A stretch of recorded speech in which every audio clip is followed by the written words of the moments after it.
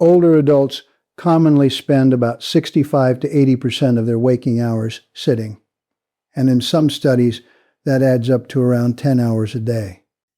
That number matters because your metabolism may not have broken at 50. It may have been slowly trained to idle. You notice it in small moments first. The jeans fit tighter even though you swear you eat the same. The stairs feel steeper. The grocery bags feel heavier. You sit down after lunch, and somehow the afternoon disappears. Then one day you try to get out of a low chair, and your hands push on your knees before you even think about it. That is not just weight gain. That is your body losing the very tissue that keeps you strong, steady, warm, and independent. After 50, metabolism does change, but not because a switch flips off on your birthday. A large part of what people call a slower metabolism comes from three things: less muscle, less movement during the day, and sometimes a real medical issue like an underactive thyroid. Muscle is active tissue. It uses energy even when you are sitting still. So when muscle shrinks, your daily calorie burn can shrink with it. And the hard part is that older adults often become less responsive to the muscle-building signal from protein. That means the same breakfast that worked at 35 may not give your body enough signal at 65. Then there is daily movement, not exercise, movement, standing, cooking, carrying laundry, walking to the mailbox, gardening, taking the stairs, pacing while you talk on the phone. This is called NEAT, which simply means the calories you burn from everything that is not formal exercise. And for many people after retirement, injury, arthritis, or caregiving stress, NEAT quietly drops. That is why someone can say, "I barely eat anymore, but I keep gaining weight." Often, they are eating a little less, but moving a lot less, and losing the muscle that used to help burn energy around the clock. There is also the thyroid piece.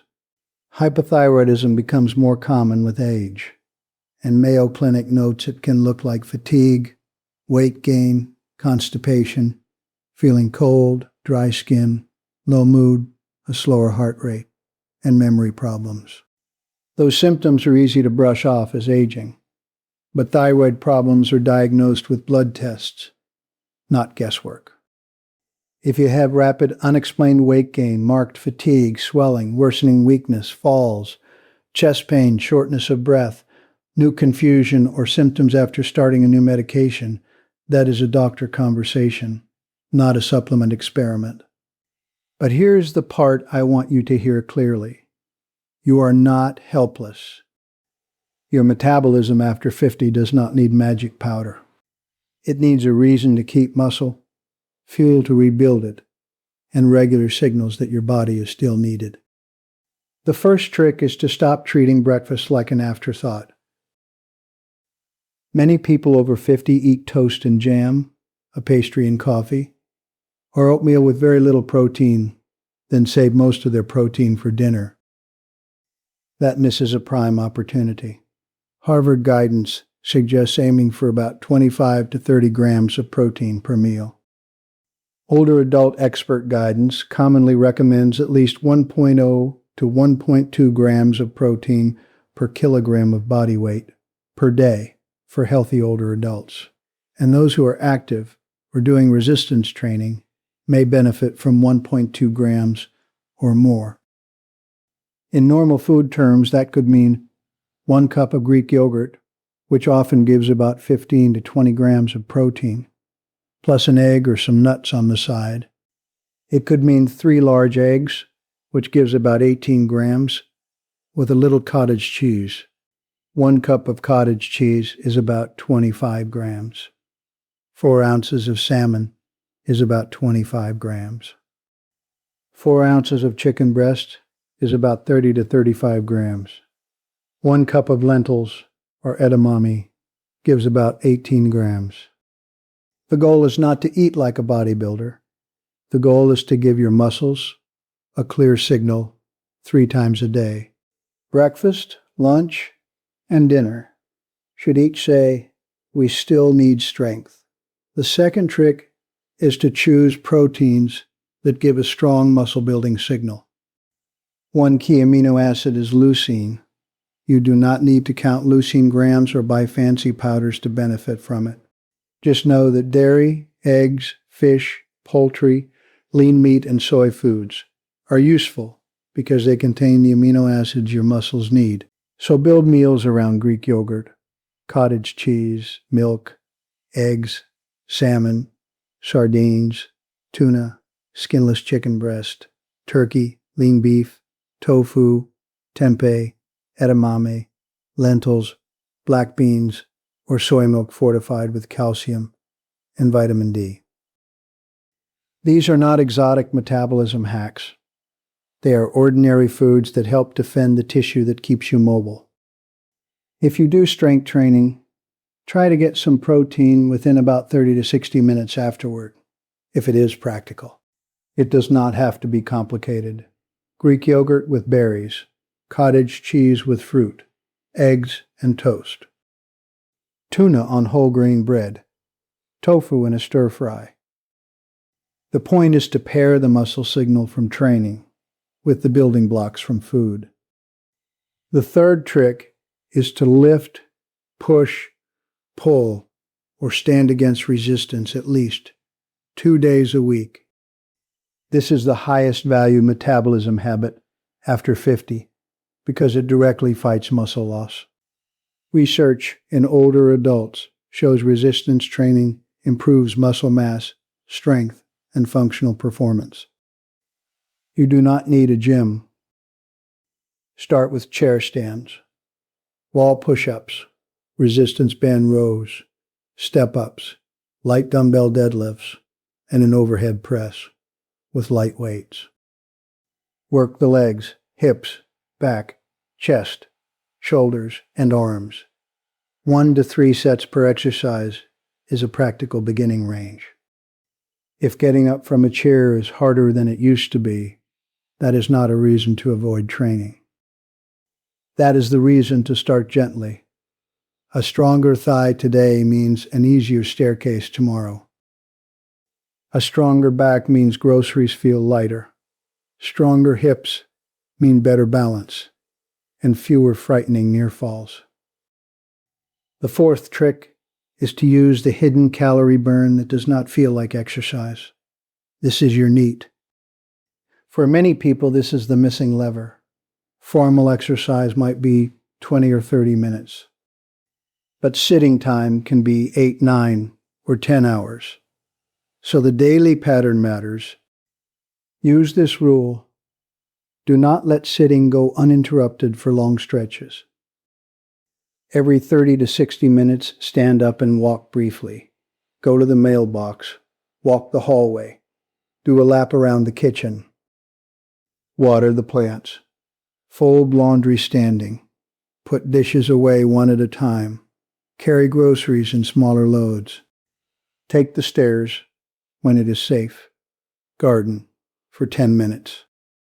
This sounds too simple, but it works because it changes the whole day. The hidden metabolism killer after 50 may be hours of sitting, not a slow thyroid. Add a 10-minute walk after 1 or 2 meals if you can, or add 1,000 to 2,000 steps a day above your current baseline. You do not need to jump from 2,000 steps to 10,000. The biggest gains often come from moving from very low activity to modest activity. The fifth trick is to support your thyroid with normal nutrition, not megadoses. Your thyroid needs iodine to make thyroid hormones, and selenium is involved in thyroid-related enzymes. But more is not always better. Excess iodine can trigger or worsen thyroid problems in susceptible people, and seaweed products can vary wildly in iodine content. Commercial seaweeds have been reported to range from 16 micrograms per gram to 2,984 micrograms per gram, which makes dosing unpredictable. So think food first. Iodine-containing foods include iodized salt, cod, shrimp, tuna, milk, yogurt, and eggs. Selenium-containing foods include Brazil nuts, tuna, sardines, eggs, turkey, chicken, brown rice, and whole grains. Support normal thyroid nutrition with ordinary foods, not aggressive thyroid boosters. Also, give fatty fish a place in your week.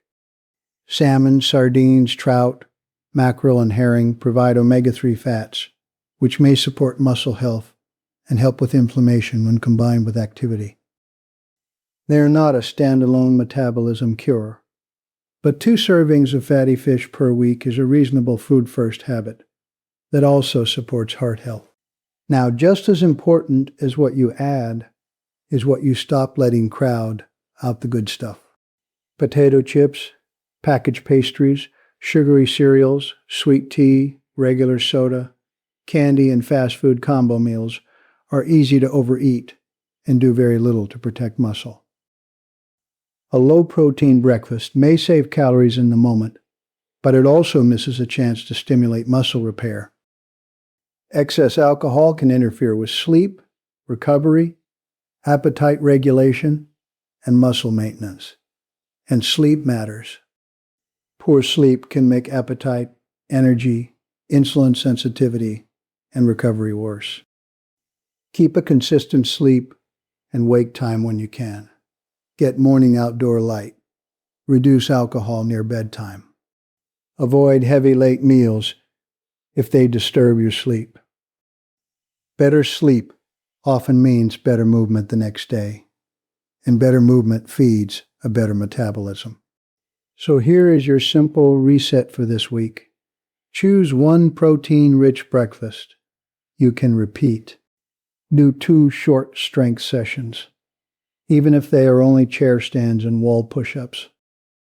Stand up and walk every 30 to 60 minutes during the day. Add 1 10-minute walk after a meal.